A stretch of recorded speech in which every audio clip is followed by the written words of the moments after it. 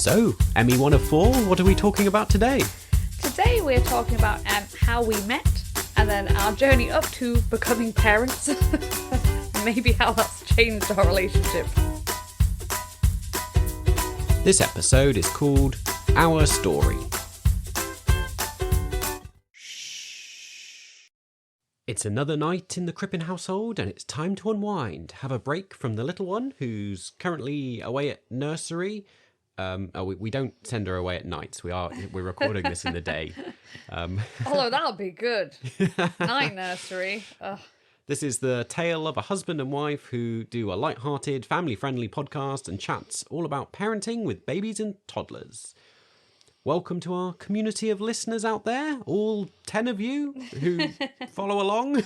Join the conversation this week coming from our imaginary cosy conservatory with rickety floral patterned squashy chairs. Turn up the electric heater and let's settle in for a chit-chat. Do you like our little location this week? I'm not sure. It sounds a bit drafty. Well, wrap a blanket round you. Thank you.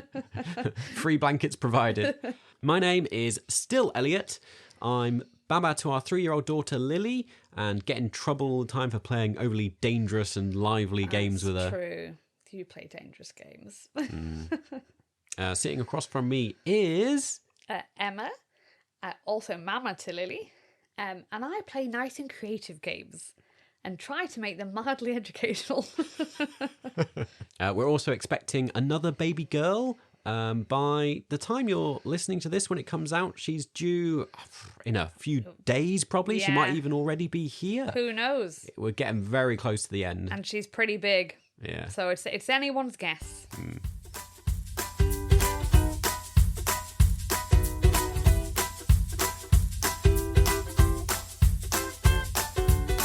Da-ding, da-ding. That scared me. It's parenting achievement time.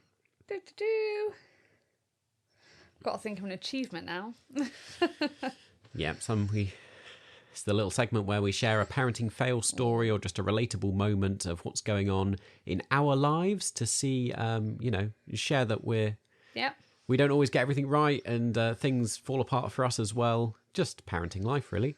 Normally, every week on a Friday, me and Lily meet up with our friend Vicky and her little girl Macy, and then she's got a baby brother now, and we're going to Knaresborough and go to the Hungry Caterpillar. This week, A, the Hungry Caterpillar is closed, and B, Vicky's off on a course. Both of us haven't yet broken it to the girls. We're cowards. So I don't know if it's an achievement, but it's joint cowardice. Do you have a fail you'd like to add into? Can we return to the topic of food? It's a parenting achievement that we return to quite regularly. It is. It's not going well. We did a whole episode ages ago on beige food, and things have not improved since then. No. This week, and maybe last week, I think she's just been eating cream cheese bagels. Yeah. For the last 2 weeks. I can barely think of anything else she's eaten. And the only thing that gives me hope is that I'm like, well, cream cheese is, some kind of protein. But I remember we were watching Tractor Ted a little while ago. So there's an episode all about carrots and them harvesting carrots. Yeah. I was saying to Lily, do you like carrots, Lily? And she was going, no, never eat carrots. And I was going, what? You're never going to eat carrots? And she was like, yes. I was like, great.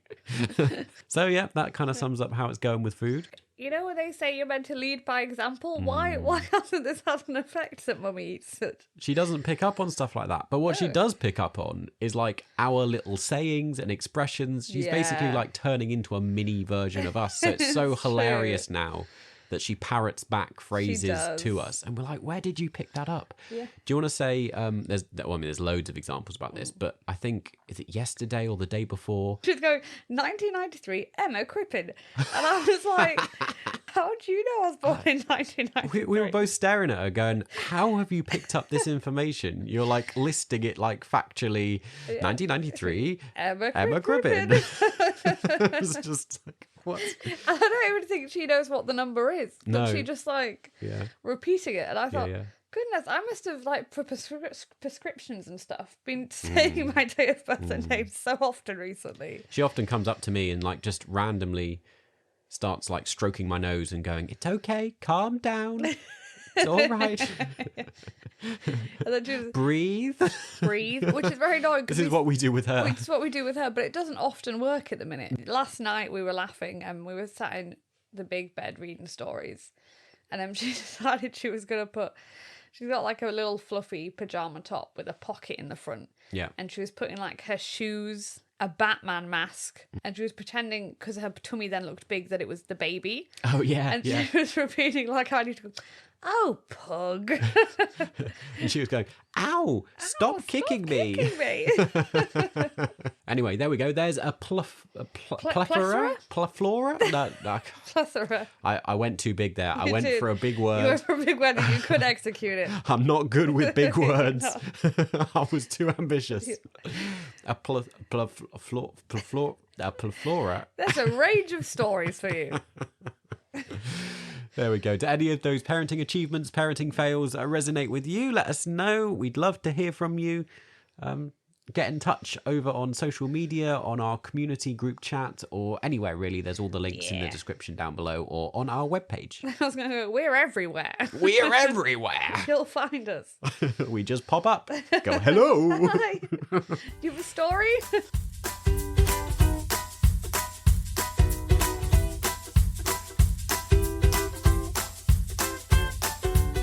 Leave the parenting to your partner for a bit and let's get your tired brain in gear for a little chit chat with us all about us. So it's a slightly different episode. It's kind of a parenting adjacent topic. In this period, like we're at the very end of pregnancy, and we don't have a lot else to talk about really, and we kind of want to escape from that for a bit. We're like very soon we're going to be thrown right back into the thick of parenting, and there'll be loads of then we'll have tons of stories for you. lots to talk about in terms of babies and toddlers. But we thought in this little stopgap in the middle, we would dive a bit deeper into us and share some of our stories, and we can have a bit of fun doing that, and hopefully you can enjoy getting to know us a bit more. Hopefully we'll tie it back into parenting at the end of the episode and the story, as we'll get more into... But if anyone knows what we're like, we'll probably forget and go on. This is the aim, is to bring this conversation back round into maybe how our relationship has changed and evolved since having kids.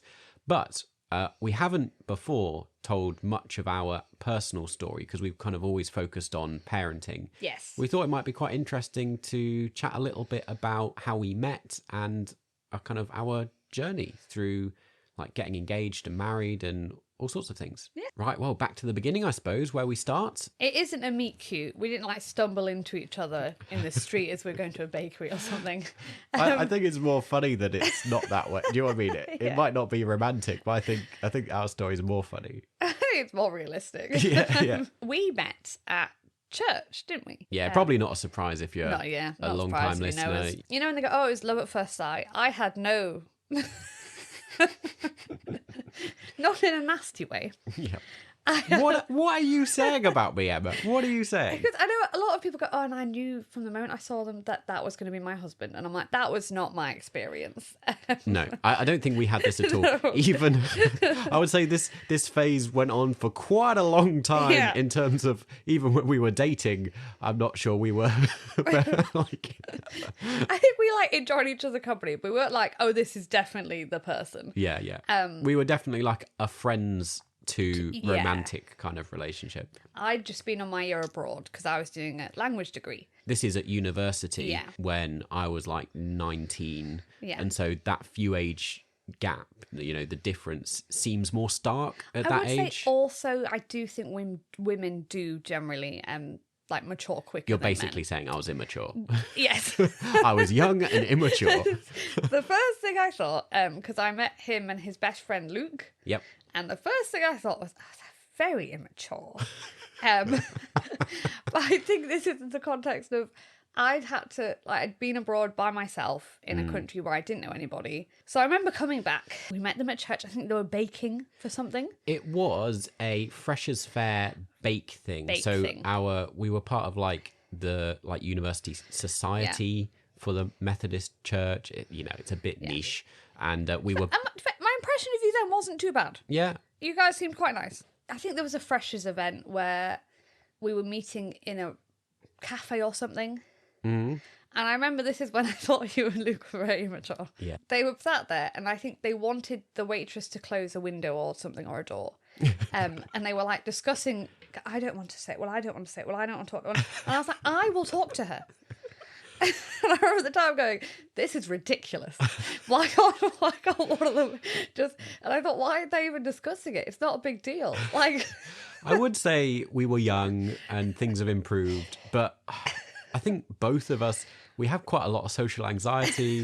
Yeah. We're quite nervous and kind of shy people. And more so back then. Yeah. Like, we weren't a fan of talking to strangers. No. I just remember at the time being like, I can't believe they're having a discussion who's going to... And I thought, well, I'll talk to them. I don't care. So my first impression that he was quite childish. Yeah. Well, not... Like, yeah, he was childish. I mean, there were aspects that made him childish. Yeah. I mean, I was very childish Yeah. at the time. I was quite sheltered. I've had a sheltered upbringing. And I think that's what made us good friends, is that I found, like, your company very enjoyable. Like, you were very Yeah. fun to be around. Yeah. It's just at the time, you know, I thought I'd maybe be with someone who was, like, older and wiser. So I didn't necessarily put you in the category of, like, potential dating material. Yeah. You were more like, oh, he's, like, really funny and a nice friend. Yeah. And I was thinking, because like I met you and Becky at the same time. Yes. You both went to the same university in Aberystwyth. Yeah, we should mention that. I don't think we have it. Oh, yes. We were in Aberystwyth in Wales. Which is, it's a beautiful place. If anyone Yeah, wants to go absolutely around lovely. Yeah, we both really enjoyed our time there. there. We did. I always find it funny because obviously like you're an identical quadruplet. Yeah. But at the time, and I met both of you together, I didn't even register that you were sisters, let alone that you were identical. There's such an Elliot thing to do as well. And I think because, I don't know, just my like dyslexic brain, the idea that like two sisters would be at the same uni and come to the same event, it just seemed so bizarre to me that I didn't even consider it a possibility. Yeah, true. It did mean like later, because like we met a few people through that Freshers Week. And Yeah. in my head, as much as I was being really childish, in my head, I think I was president of the society at the time. Yeah. So I was like trying to be like, oh, we need to show a good time to all these new students. And like, in my head, I was trying to be like a mature. leader. But Yeah, that's not what I got the impression of. Yeah. Looking back then, like after that week, I couldn't really distinguish between you and Becky because like we'd have conversations and I was Yeah. like, which one? Like, because you became then more involved Yes. with the group. Becky always reminds me of this now in our relationship. She's always like, I was there when you met. Yeah. True. It's a favourite thing of your mum, particularly, to say that we met over yeah. the coffee pot at church. Yeah. Which isn't true. It isn't true. I mean, we did do a lot of like serving tea and coffee coffees together, at church. yeah. So yeah, we hung around a lot with this Christian group and then got to know each other and became friends. Yeah. I finally worked out who you were because Becky stopped coming to stuff. Becky stopped coming quite quickly. There was only me left. But again, I never considered you like a dating partner or like a potential romantic But it interest. was quite quick, considering how we actually. hadn't considered each other dating material for quite a while. But do you want to explain, like, the reason it kind of happened was because our friends pushed us together. Yeah. We were basically, like, set up. Yes, yeah. But which I actually think is quite, from talking to quite a common story. Oh, really? Of people being like, those two, like other people, would really suit each other. Yeah. But they're not doing anything. Maybe we should kind of push them in the right direction. So it'd been a few months like between September and Christmas. Yeah. And we were like becoming good friends in the group. Yeah. And like both of our best friends. Yes. My best friend Luke and your best friend Rachel, who I think we've both mentioned on the podcast before. Yeah. Still our best friends. Yep. Best friends since uni. We haven't changed our best friend. Yeah. We're loyal. Yeah. They basically conspired They did. to try and arrange situations where we'd end up alone together. Yeah. Well, I think that's maybe why we were put on tea and coffee quite often together. I think that's it. Yeah. Yeah, I think that was Luke's doing. Yeah. He was like, I'm going to schedule them to be on tea and coffee together. I remember at the time, because we had some Korean students, and I thought, get put on tea and coffee, one of them, maybe I'll learn some Korean. So you were really disappointed to constantly it be was with you me because all you the were time. really fun and you knew what you were doing. Yeah. Because I was quite new to the church, so I was worried I'd do it wrong. So I quite liked that you were there to go like, we do this and this and this. Because I always worried like I'd be with somebody who didn't know and I'd be like, I don't know what I'm doing either. But I remember at the time, because I'm a linguist, I thought, oh, what a great opportunity to learn like another language. If like maybe they do like, I will say I think Korean's quite a big step from European languages. So True. I don't know if I could have managed. I remember we went for a very awkward walk We did. along the seafront because we were like, we're going to actually have to talk about this. Well, and do you remember, I won't name them, but one of our friends tried to join us. Yes. And we were both like, we're trying to have a talk about what we'd like. They didn't realise that we were purposely going off for like a private conversation, and they were just like, "Oh, well, I'll accompany you," and we're like, "We're gonna go together and walk along the seafront." And they were like, "Oh, okay, well, I'll join you. That sounds lovely." And they're really nice as well. Like it was on any other occasion, I'd be like, "Lovely, come with us." And we were trying to drop hints. Yeah. But we're both too nice. We didn't want to be like mean and go away. But I also didn't, because I didn't know where the conversation was going. I didn't want to go, oh no, this is like us discussing if we like each other or not, what we're planning to do. So I think we walked a long time before they ended up leaving, and then I was a bit exhausted. It was quite late at night because we'd been to like an evening event, evening church event. Yeah. It was like a social gathering thing. Except, we weren't going out drinking. We were just sat around having cake and discussing stuff. We were pretty rubbish at all this. I think mainly because neither of us had we hadn't had relationships before. I'd not had a girlfriend. You'd not had a boyfriend. No. And so we were kind of new to this, had no idea what we were doing. I think in hindsight, we should have just we were quite happy. So this is where the intervention of our best friends failed. Yes. At least we found it to be unhelpful because both of them had insisted to us before. They knew we were going on this walk. And they basically gave us a prep talk each in our separate houses. And they said, you better come back from that conversation knowing where you stand. Yeah. And Rachel was basically like, you need to know you're dating them. It needs to be like official. You need to know where you stand, which I get from a woman's point of view, those who need. But it put a lot of pressure on us to kind of make a decision. Yeah. So we were like, we need to make a decision. And looking back, I think, we both have said it would have been better if we'd maybe said, we want to explore this. Yeah. Why don't we Let's do like one step at a time. Hang out more and experiment and just see if this is going to work before feeling like we have to put a whereas it worked out anyway, but we feel like it would have been like a slower, but maybe more like we wouldn't have felt as like rushed. Yeah. But it came from a good place from both our friends. It did, definitely. And obviously, we're pretty grateful.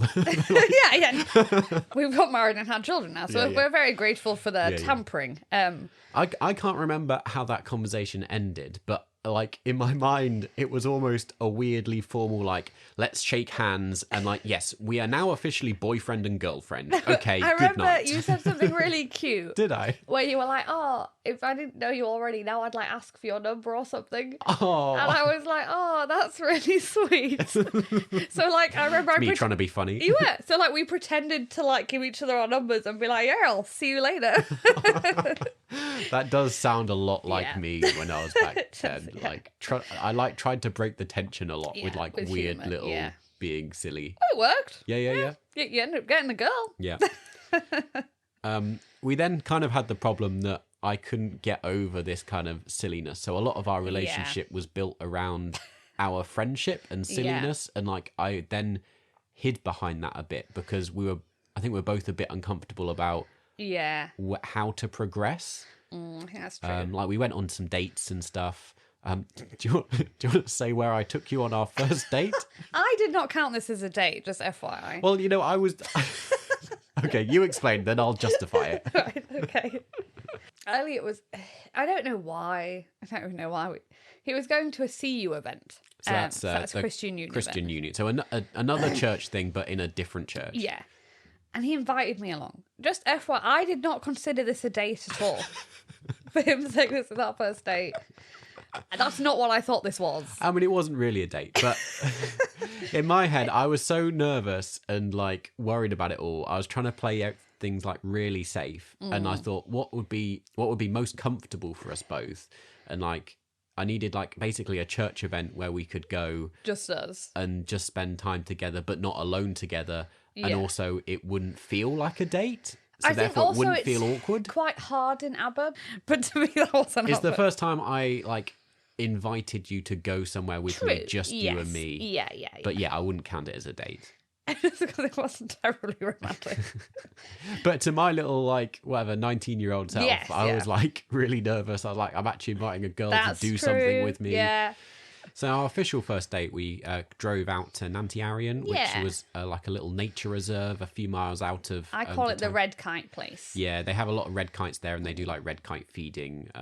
We used to go there occasionally. yeah. And, like, you do little walks and all sorts. So, like, we walked around the lake there, and there's a cafe, and we went and had Yeah. hot chocolate, and it was a nice little time. It's our kind of thing we like doing now. Yeah. So the first time we kind of done something Just alone us two, together, yeah. just us two, and like I remember being really relieved that it was like really easy to talk, and that basically I just sat there and you chatted away at me for Yeah. like all day. That's one of the good things about me. You don't have to worry. Yeah. So I think it helped that we were like kind of friends before we were Yeah. romantically involved. And I think it helps because we knew a lot about each other already. Yeah, So and you were didn't have to do teaching that. me all about like northern expressions was, and yeah. phrases, and I was being silly, making up funny stories about Oh, yeah. giants and things that used to live in the thing, and Yes, yeah. all sorts of weird, wacky things.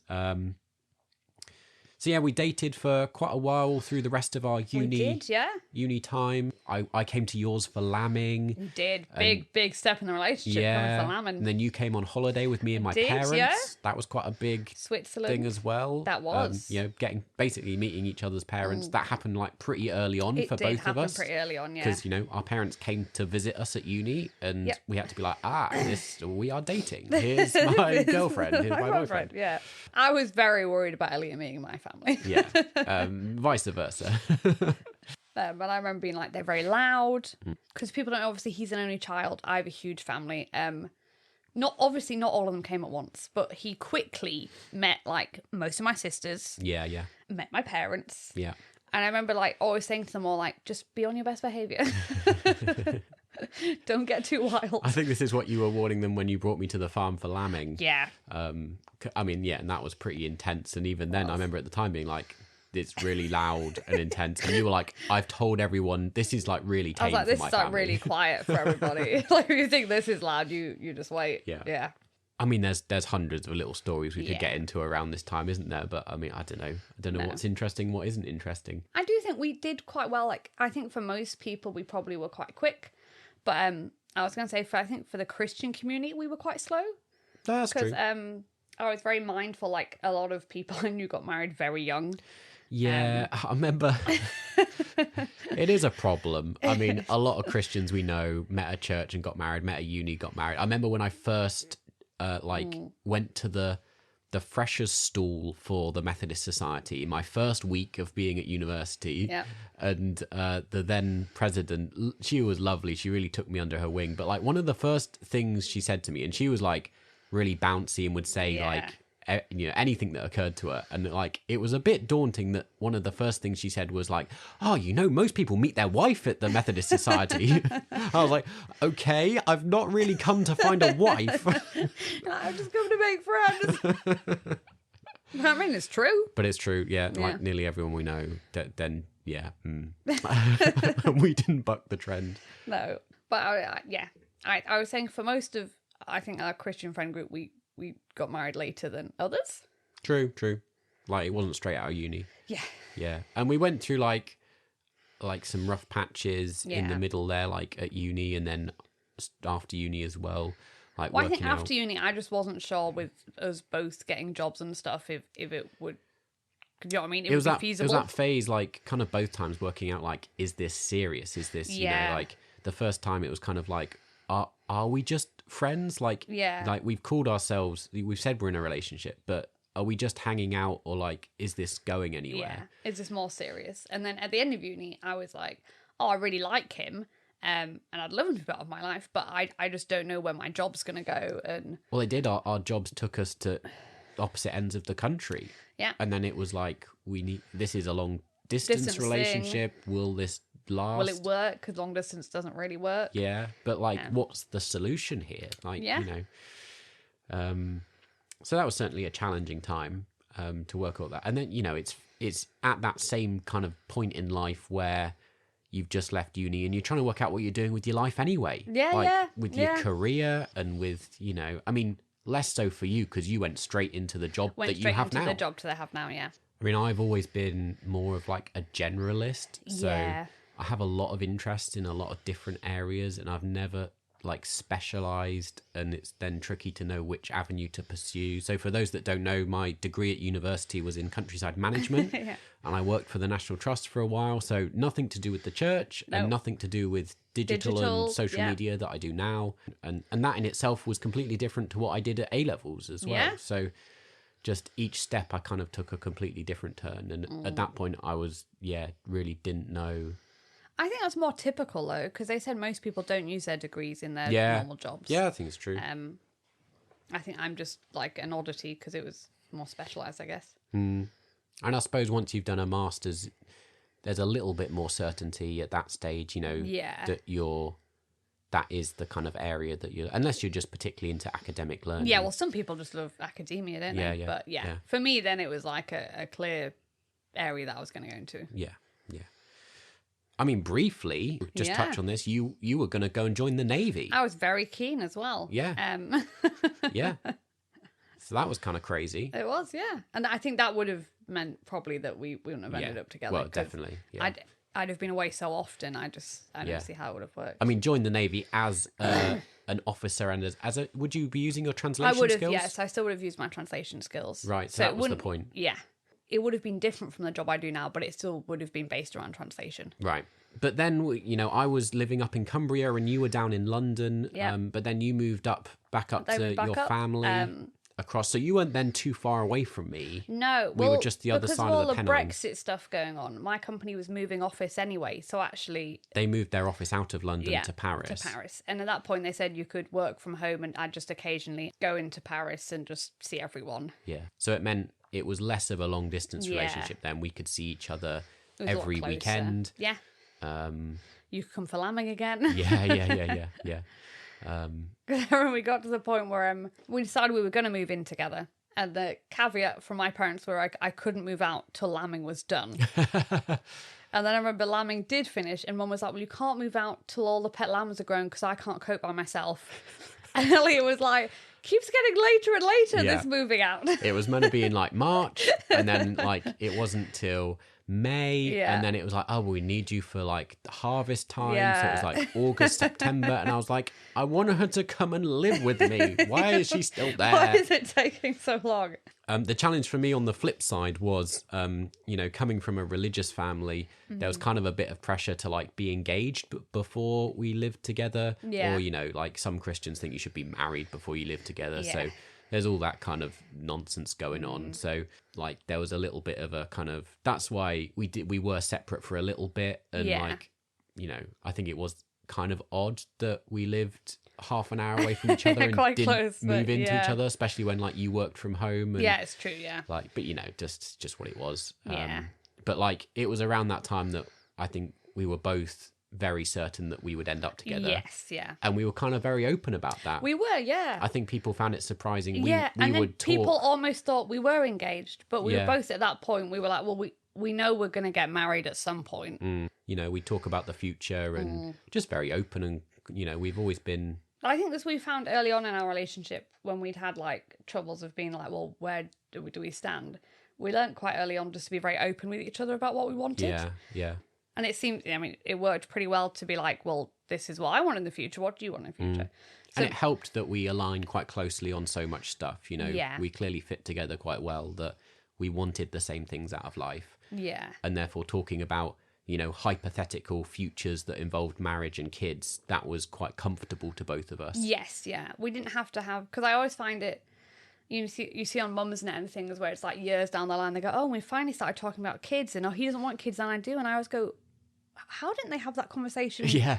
like way earlier. It's like one of the more, first conversations we had when things were getting more serious. For me, there was, I think I've talked openly on the podcast before about, I'm a bit of a weird one that I don't feel things very easily. And like, I'm a bit muted in terms of that. So I had a real difficulty in working out like, what does love feel like? And do I love you? What is that? Like, whereas I'm like an opposite person. Yeah. It's when they always go, who said I love you? As I'm like, I did. Yeah, way earlier.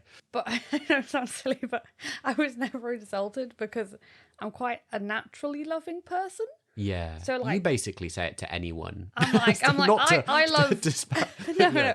But I have love for a lot of people. Yeah. To me, that doesn't feel that big a deal. Yeah. Because I'm like. Whereas to me, I was like, I will never say I love you until I really mean it, and that is like a lifelong commitment. Yeah. So the thing, saying that out loud, see, I'm a bit weird, aren't I? You're a bit of a weirdo. Yeah.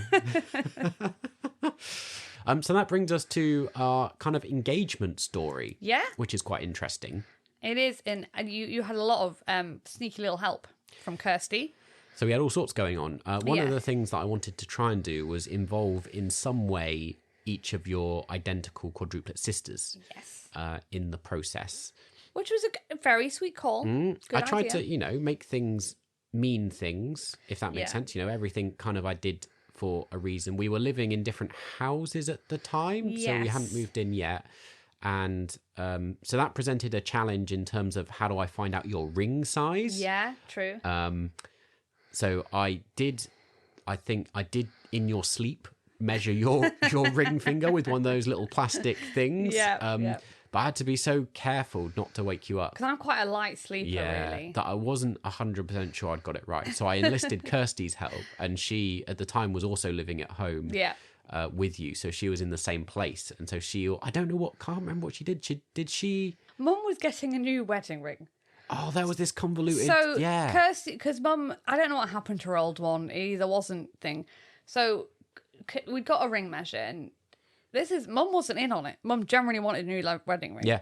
And Kirsty was This is so sneaky. I'd forgotten this. I'm very impressed with Kirsty. Mum's finger. And then Kirsty was like, let's measure our fingers. Let's see what we are. And I was like, yeah, how fun.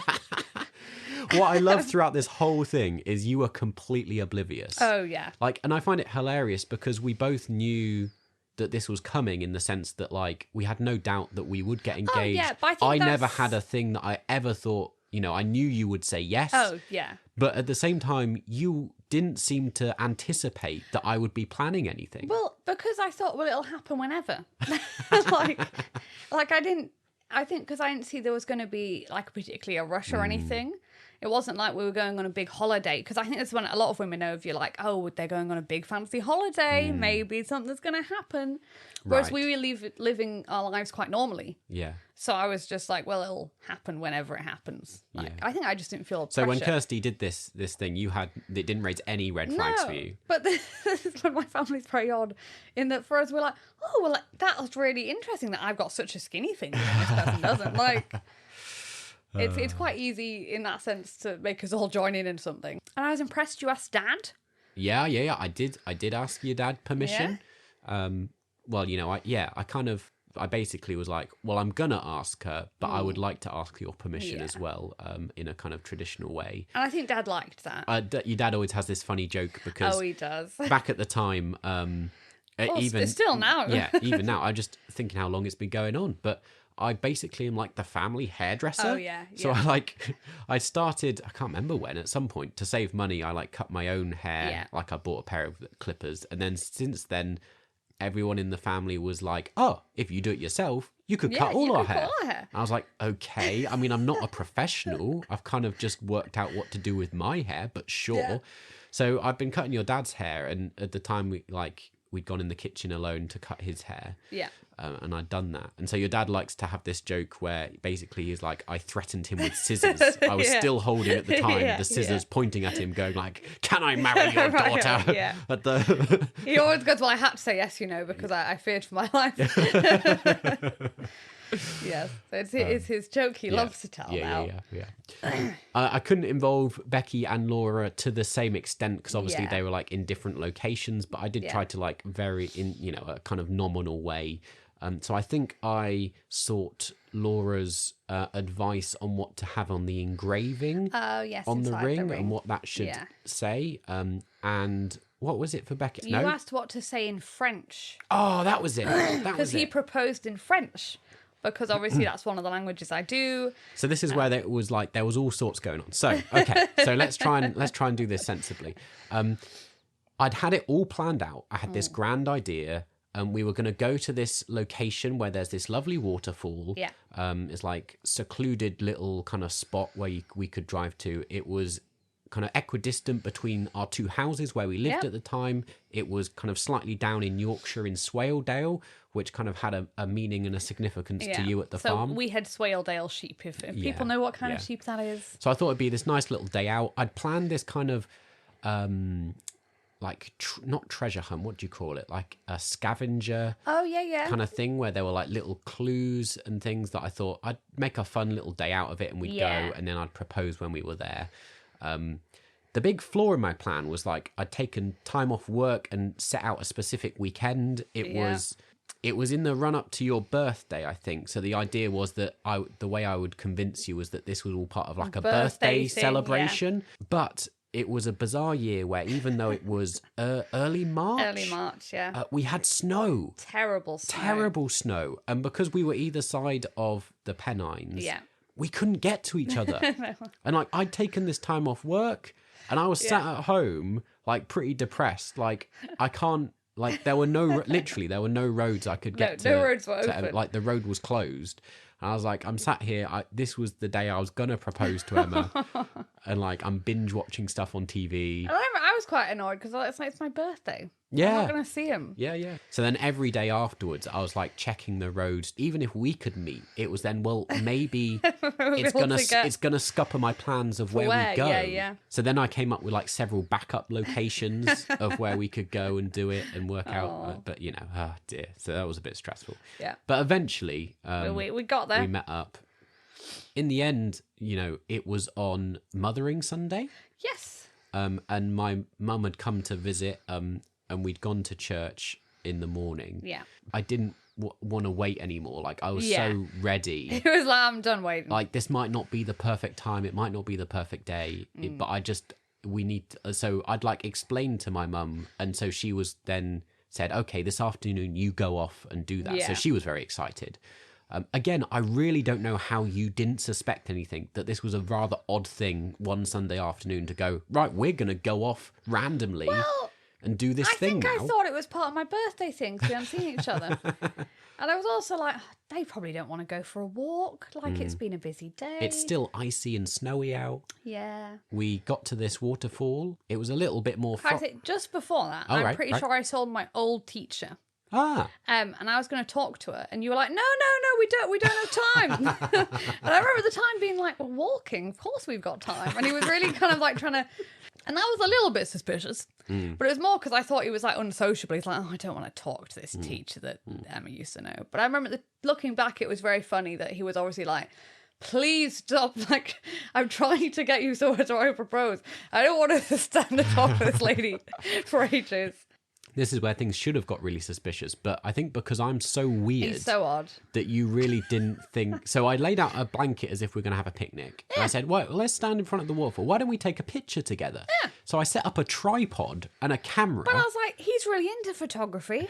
That's the kind of things he likes to do. I was like, let's just stand together in front of this camera in the waterfall and, this is going to be lovely. Yeah. And then I got down on one knee and... proposed. It was a bit of a blur, really. Like, I kind of had an idea that I would say something, but in the end, I was just, my brain was just so frazzled by it all. You did say the right thing in French. I can't remember what it was. I said the right thing in French as I'd hoped to do because I was like, this is a romantic thing. I'll say it in French. Responding, I just took the ring and put it on my finger. Yeah. And then I was like, oh yeah, cool. You were straight in there. You were like, right, ring, finger. That's it. You. That's done. But then it got a bit funny because, like, I think you said yes, but you replied in French. Oh, yeah, yes, I said oui, yeah. Because I'd asked in French. But obviously, his But dyslexic brain took a my second. brain could not, because I was expecting to hear a yes. My brain couldn't process. So I stayed on one knee being like, has she said yes? What's going on? I'm not sure. Has she responded? I don't know what's going on. And then I was like, oh, no, hang on. No, she has said yes. Yes. Yeah. Okay, let's briefly touch upon the ring as well, because that's a bit different. Oh, yeah, true. We didn't buy an expensive engagement ring. We were a bit wacky. I mean, again, if you know us, maybe this isn't surprising. And this is primarily my fault. It's not even to do with him. Well, I was pretty into it. Oh, as yeah, well. that's true. He wasn't against it. So it was kind of a like commercial consumerism thing where we didn't want to spend like £1,500 on a ring. No offense if that's your thing and you did that, or you know, whatever. We just at the time felt like that was a waste of money. And I've always had a thing, from being small, I don't know why, that I wanted a wooden engagement ring. I didn't want a metal one. Yeah. We're quite unique, aren't you? It feels. I think you felt like a jewelled ring was just.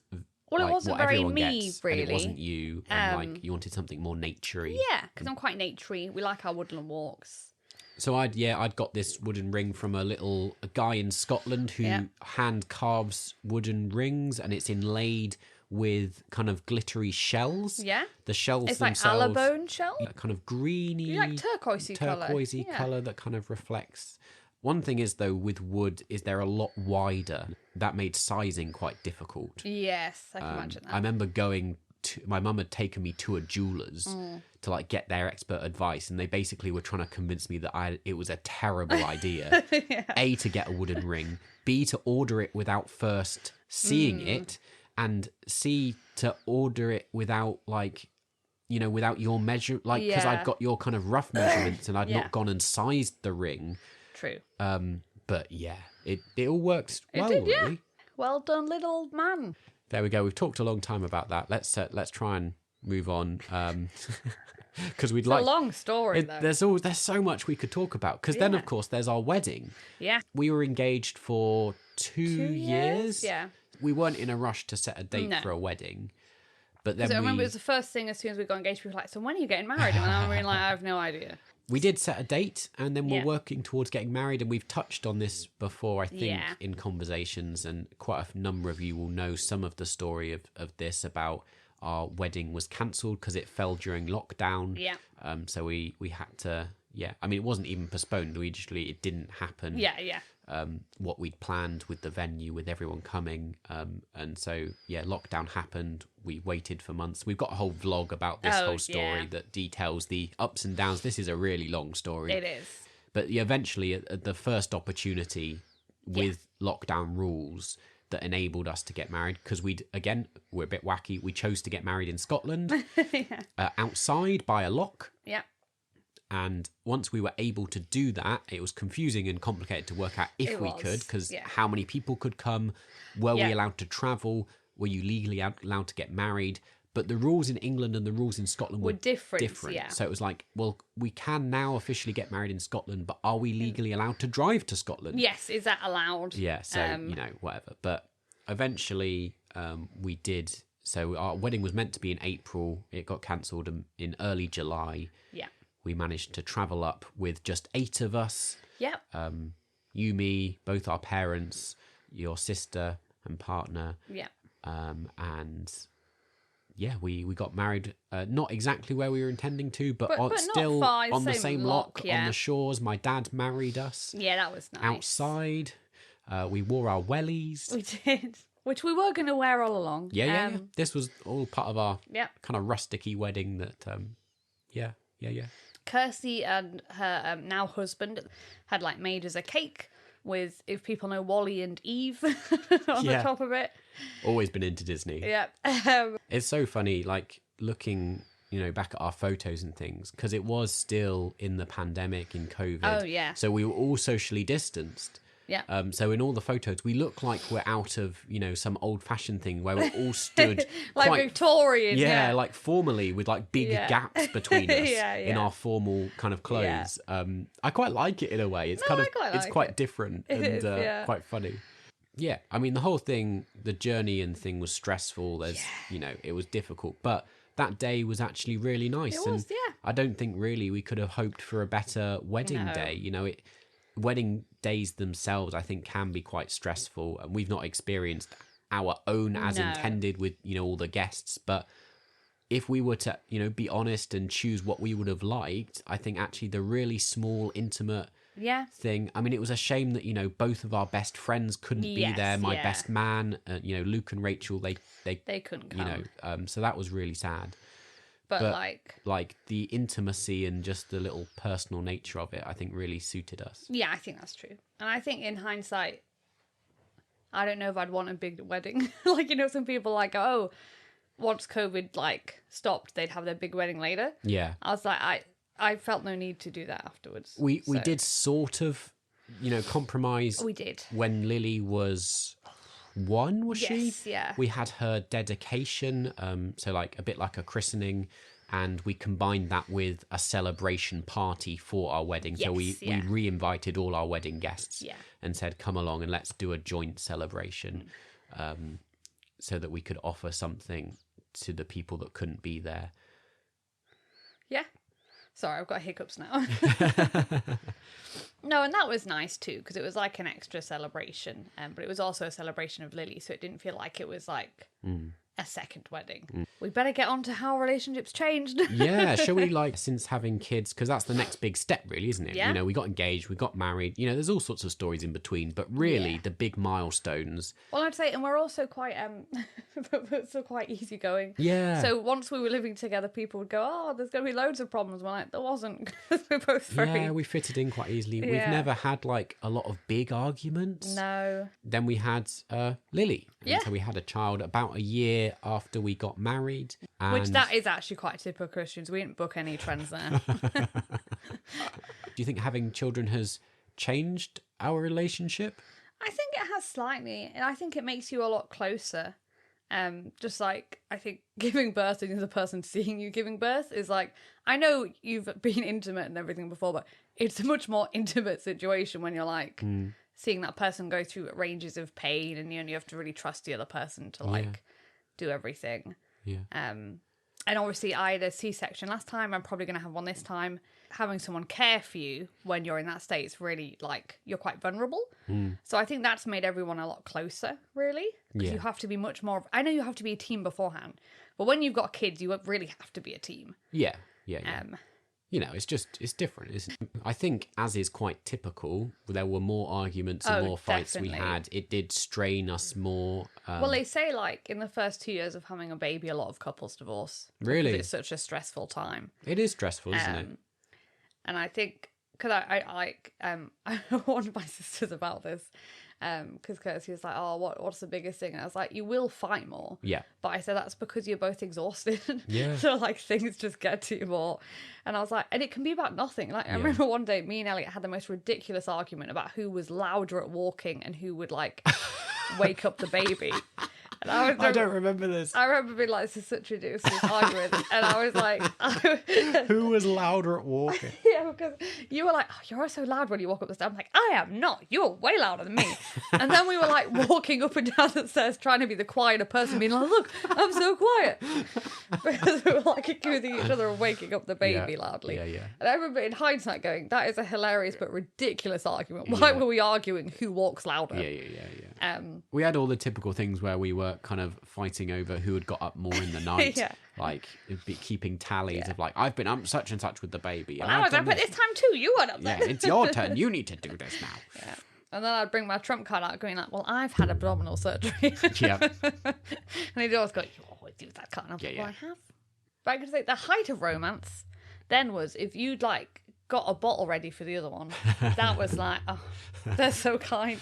They've got it, so I just have to heat the water and put it in. Oh. They've done everything else. Yeah. I was the things that I find romantic at that point are really simple. It's like the whole love languages thing, isn't it? It's there's debate about how much that's actually a useful thing of whatever, but I think a lot of it does change to being then a practical thing of offering, that's how we're showing love to each other, by doing practical things for one another, because that's what's most useful at that time. And when you're really tired, that means a lot. We don't have the opportunity to do anything else. Like, we can't go out and have time together. We can't spend time together. We can't be intimate. We can't do all sorts of things that like would keep you close in a relationship, that would help you stick together. And so in some ways it feels like you're kind of pulling apart a little bit, but needing to really work together. And I think that's a real challenge. Yeah. That's why I think the little acts really helped. It pushed me back into like where we weren't great with the communicating again. Yeah. I think where up until that point we'd always been quite good at communicating. I think at this point then, with the tiredness and everything, like there was a lot of stuff where I kind of was like, oh well, I won't mention this, and like I'll keep I won't express my feelings on this because it's difficult, because I know like you're going through a lot as well, but then equally that kind of keeping it back, it wasn't helpful in terms of then kind of feeling resentment that you're doing more than the other partner, and maybe that's imagined and maybe it's not, but either way you need to talk about it. Whichever person you are, you always feel like you're doing more. And I was like, and sometimes factually I know I wouldn't have done that much that day, but I'd be like, I'm so tired. Does he not realise how tired I am today? I think we are stronger as a result of it, though. I think we are, definitely, yeah. We kind of settled into this parenting thing. I don't know. It's just different, isn't it? I almost feel like we were different people back then. Well, I think this is why, like, they often say you have to grow together rather than, like, some people aren't growing apart. Yeah. And it's important to, like, you are going to change who you are as a person as you get older, but as long as you're growing, like, in the same direction, that's fine. So. Yeah. I think I saw like a quote or something about this somewhere at one point, and I really loved that idea of like the commitment to each other isn't to stay the same. You're committing to someone constantly changing, and you constantly changing, and to like that's part of what you know. And we've not been great at making time for ourselves. No. Like we've not done a load of romantic stuff since having kids. No, I don't know if like. We've been on like a couple of date nights. Like whether people manage to by this stage or not, I don't know. Like, and again, we're going to be back into a newborn phase, so it's going to be a while before but I'm hoping at some point we can get back into doing stuff for ourselves. It'll be better in some ways, which sounds ridiculous, because I'll actually be staying up with the baby, which means maybe once the baby's asleep, we can actually sit and watch something together. That's true. Recently, like, because at the minute I'm so tired, I just go to sleep after Lily does. I like put Lily to bed. So we don't spend any time together. So on a night, I'm sat just by myself working, and I'm like, I'm going to bed now. We sleep in different beds because I'm so big. Yeah, it's not comfortable. I think to be honest, I think almost pregnancy is almost harder on our relationship than having the baby. Basically, we're covering all of the different like challenges and things that we cover on the podcast. Whenever we record, we like to talk about the struggles and the reality of parenthood, and all those things basically just play into why it's difficult in our relationship when you have kids, because all those challenges often are kind of just barriers and things that make it difficult and stop you in time together. Just all of it really. So it's all a big challenge. I don't know that we have advice or... Well, we've constantly gone through, you've just got to be honest with each other. Yeah, that seems to be the best thing. Seems the best thing. Which, I mean, sometimes you're quite harsh to each other. But you're really good, because you'll tell me how it is. Like I know, like a lot of women often like hint at things to men or try and assume in an argument a man's gonna get the message. I don't do that. No. So if people know me, I'm quite blunt. If he's doing something that I'm like, that's not reasonable. I will just say that's not reasonable. We've never had like a conversation or I mean, I don't think our arguments are really. No. Well, we never shout at each other. It's not what we do. Yeah, but when we've had awkward conversations, I've never come out going like, I really don't know why Emma's upset. I don't know what I've done wrong. I don't know, No, I make it very clear why I'm upset. Yeah. And I don't know where, because I don't know if my parents do that particularly, but I think I've always been like, well, it's better to just tell him how it is. Because I think a lot of, even my sisters, they try and tell their partners or husbands, but they try and tell it in a nice way. Yeah. And it doesn't often work because I think the person, it's almost done so nicely. The person goes, oh, it doesn't seem like that big a deal. Where I think sometimes you've really just got to spell it out as, this is the issue. Shall we come to a solution? I think we're both quite stubborn, We are. which yeah. plays a lot into our relationship. So like, rather than just saying, we will call each other's bluff. Oh, yeah. So yeah, like, yeah. It's not like I'll take over the job and be like, oh, no. it's not like you'll tell me to do something and then when I don't do it, you do it anyway. Yeah, no. I'll be like, well, that's his job. Yeah. And the same with me. Yeah, Like, exactly. Because especially as a mum, your hormones are going crazy when the baby's crying. But at the same time, I was like, you just need to be calm. Because often, once again, I know I can calm. It's like with Lily. I know I can calm her down quicker. I know with the baby, I'll be able to calm them down quicker. But that means the other person will never learn how to do it quickly. Yeah. Sometimes you have to sit there and go, I'm meant to be relaxing in bed. Like, this isn't my focus. This isn't my job. Just sit there. And it is torturous because you want to go help your baby. But you've got to sit there and go, I trust the other person can do that job. This is where baby. we work well in some ways, in that, as you've described. In some ways, this is where there is some friction between us because sometimes we have opposing thoughts on, are we doing something for short-term relief or long-term gain? Yeah. Like sometimes you're just like, well, let's just, and this is the case throughout, like with Lily now, with when you have a baby, at any point when there's something, and it's like sometimes you're just like, well, let's just do this because this will sort things out now. Yeah, and that's fine. And I'm like, no, this is going to set a bad habit. We need to think long term and think like a bit of pain now, and we might be able to make progress. Yeah, which is true. We discussed this yesterday. Yeah, when Elliot was like, when I say no to Lily, you need to also say no. This has been my recent complaint that I've expressed to Emma. Yep. That recently Emma's just been saying yes everything to Lily, and like understandable. You're pregnant. You don't want to do everything. We want an easy life. I think often I'm so tired. I'm just like, sure. I've been saying no to Lily, so she'll come to me and I'll say no, and then she'll go to you and you say yes. Yeah, true. And I go, you've got to back me up. But there we go. We should really wrap things up. This conversation's getting out of hand. As usual, we're going on and on and on. We like to chat. Yeah. I mean, this is it, isn't it? Like we don't have much space to like talk to one another. That's why I really like the podcast. So this is why we basically do the podcast for ourselves, so we get to chat. It's been nice reminiscing about our past and our story and taking us out of reality for a moment. looking back before we go forward. Yeah, true.